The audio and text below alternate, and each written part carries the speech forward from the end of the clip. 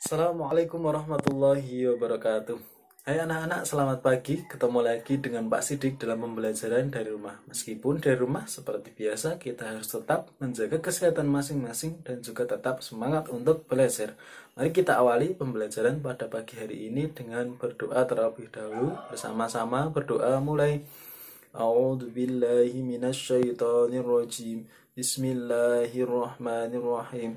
Raditu billahi rabba wa bil islami dina wa bi Muhammadin nabiyya wa rasulah. Rabbi zidni ilma warzuqni fahma. Amin. Nah, anak-anak, kemarin kita sudah belajar pembelajaran 1 dan pembelajaran 2, yaitu tentang benda-benda yang ada di sekitar kita dan benda yang terbuat dari kayu. Ternyata kayu itu banyak sekali manfaatnya. Nah, salah satunya adalah pohon yang bisa menyerap air hujan ketika hujan deras turun. Ketika pohon-pohon itu ditebang secara liar, maka akan terjadi bencana yang namanya banjir. Nah, kemarin kita juga sudah membaca bersama-sama apa itu musyawarah dan pentingnya musyawarah.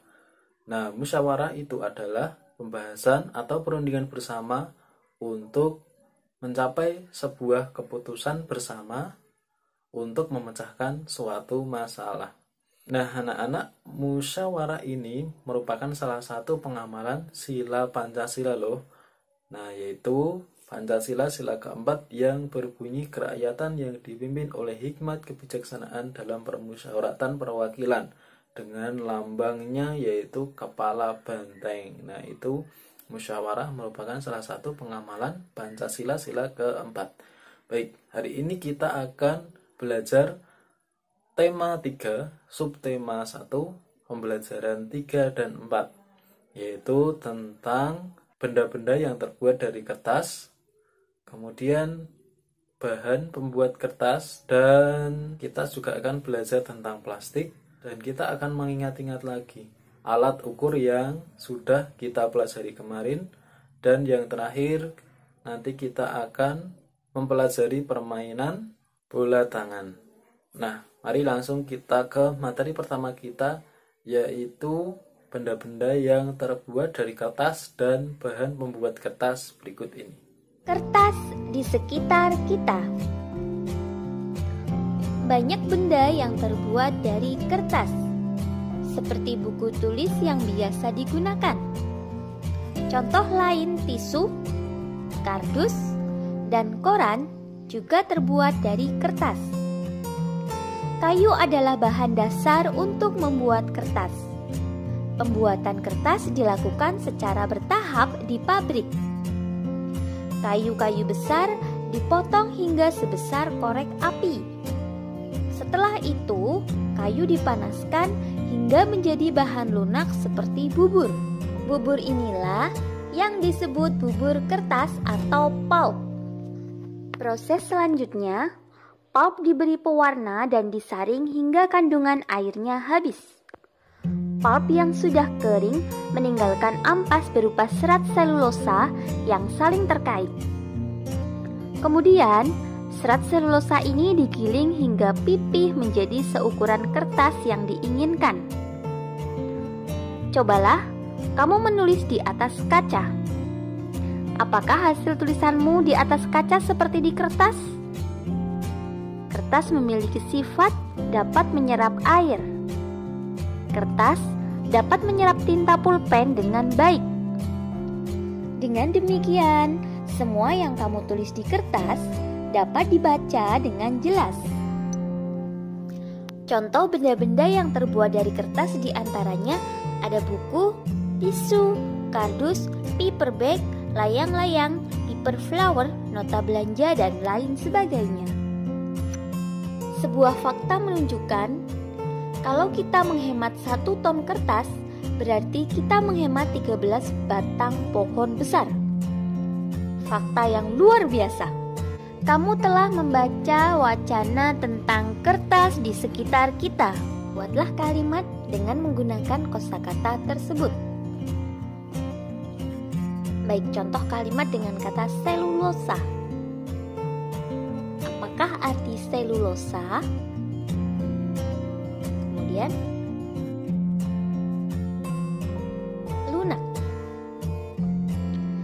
singkong akan menjadi lunak setelah direbus. Untuk kata molekul, molekul merupakan bagian terkecil dari senyawa. Kemudian untuk kata ampas, tempe gembus adalah salah satu makanan tradisional yang dibuat dari ampas tahu. Dengan kata pulp, pulp merupakan bahan dasar pembuat kertas. Kemudian pipih. Beberapa orang beranggapan bahwa planet Bumi berbentuk lempengan lingkaran pipih, bukan bulat seperti bola.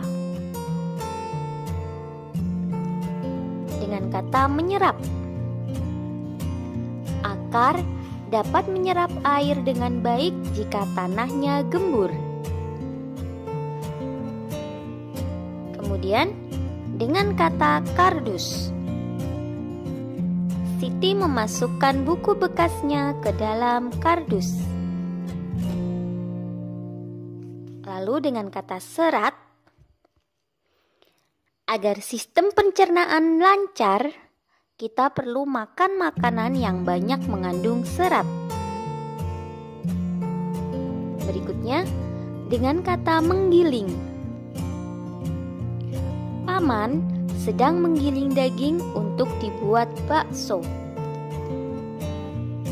Oke, itu tadi materi pertama kita tentang benda-benda yang terbuat dari kertas. Mari kita lanjut ke materi kedua kita, yaitu tentang plastik berikut ini. Plastik, solusi dan masalah. Perhatikan benda-benda yang ada di rumahmu. Sebutkan benda-benda yang terbuat dari plastik.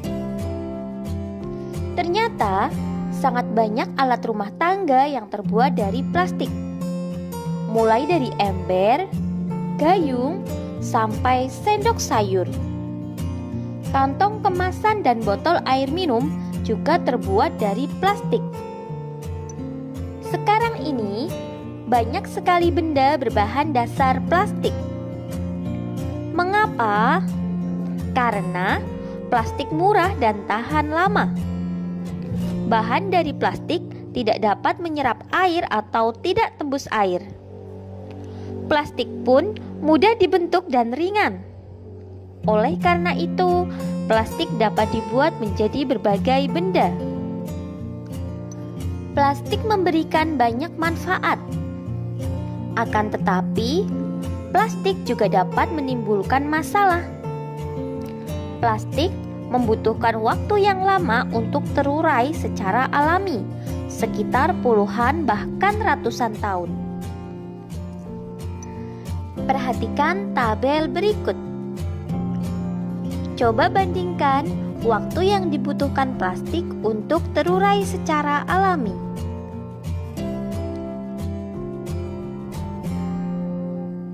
Kamu dapat membayangkan apabila membuang kantong plastik sekarang. Kantong plastik akan terurai 10 hingga 20 tahun yang akan datang. Untuk mengurangi sampah plastik dapat dilakukan dengan 3 cara. Reduce atau mengurangi, reuse atau menggunakan kembali, dan recycle atau mendaur ulang. Reduce adalah mengurangi penggunaan plastik. Contohnya ketika belanja. Sebaiknya membawa tas belanja sendiri sehingga tidak perlu menggunakan kantong plastik. Reuse adalah memanfaatkan kembali sampah plastik. Misalnya, sampah kemasan botol minuman digunakan untuk membuat pot bunga. Recycle adalah daur ulang sampah plastik. Biasanya dilakukan di pabrik. Sampah plastik diolah menjadi barang baru yang dapat dimanfaatkan lagi. Kamu dapat membantu proses daur ulang dengan mengumpulkan dan mengelompokkan sampah plastik. Sampah plastik tidak dicampur dengan sampah lainnya. berikan sampah plastik kepada pemulung atau petugas kebersihan. Merekalah yang akan membawanya ke pabrik daur ulang sampah. Gunakan plastik dengan bijak agar bumi selamat. Contoh yang bisa dilakukan untuk reduce yaitu mengurangi penggunaan plastik kresek.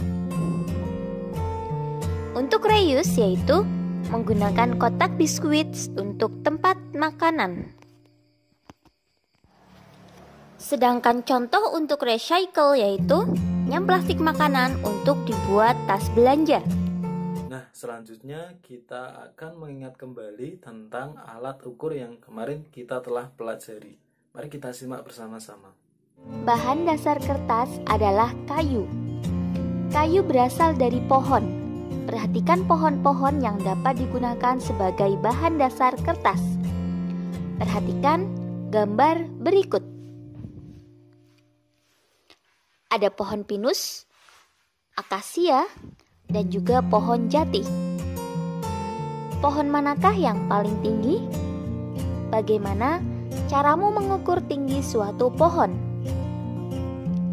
Tinggi badanmu pasti berbeda dengan temanmu. Apakah semua panjang atau tinggi benda dapat diukur dengan alat ukur yang sama? Alat ukur panjang bermacam-macam. Kamu sudah mengenal beragam alat ukur pada pembelajaran sebelumnya. Berikut ini contoh alat ukur panjang. Ada roll meter, meteran saku, dan juga meteran pita.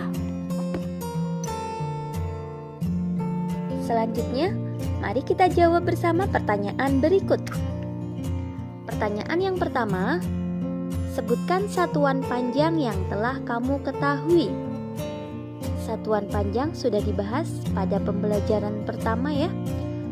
Ada kilometer, hektometer, dekameter, meter, desimeter, sentimeter, dan milimeter. Kemudian, tuliskan alat ukur yang tepat untuk mengukur benda-benda berikut. Diskusikan bersama temanmu. Untuk mengukur tinggi badan, kita bisa menggunakan stature meter. Kemudian, untuk mengukur panjang lingkar pinggang, kita bisa menggunakan meteran pita. Untuk panjang meja di kelas, kita bisa menggunakan mistar atau meteran kayu. Untuk mengukur panjang lompatan teman, kita bisa menggunakan roll meter atau meteran roll. Untuk mengukur lebar papan tulis di kelas, kita bisa menggunakan meteran saku. Untuk mengukur panjang halaman sekolah, kita bisa menggunakan roll meter. Terakhir, mari kita simak bersama-sama tentang permainan bola tangan berikut ini. Plastik tidak hanya digunakan untuk membuat perlengkapan dapur dan kantong kemasan. Plastik juga digunakan untuk membuat bola, seperti bola pingpong dan bola sepak. Banyak permainan yang menggunakan bola, contohnya antara lain bola tangan. Lakukan permainan bola tangan. Aturan permainan bola tangan sebagai berikut. Yang pertama, permainan dimainkan di lapangan. Kemudian, permainan dilakukan oleh dua kelompok. Lalu, setiap pemain harus memasukkan bola ke gawang lawan. Yang keempat, bola harus dioperkan pada teman satu tim. Setiap pemain harus mengoperkan bola setelah melangkah paling banyak 5 langkah. Yang kelima, kelompok yang dapat memasukkan bola paling banyak ke gawang dengan melempar, itulah pemenangnya. Nah, itu tadi materi kita hari ini. Sebelum Pak Sidik akhiri, nanti anak-anak silahkan mengerjakan latihan pembelajaran 3 dan latihan pembelajaran 4 yang ada di LKS tema 3 halaman 19 dan 23. Sekian dari Pak Sidik, kurang lebihnya mohon maaf. Wassalamualaikum warahmatullahi wabarakatuh.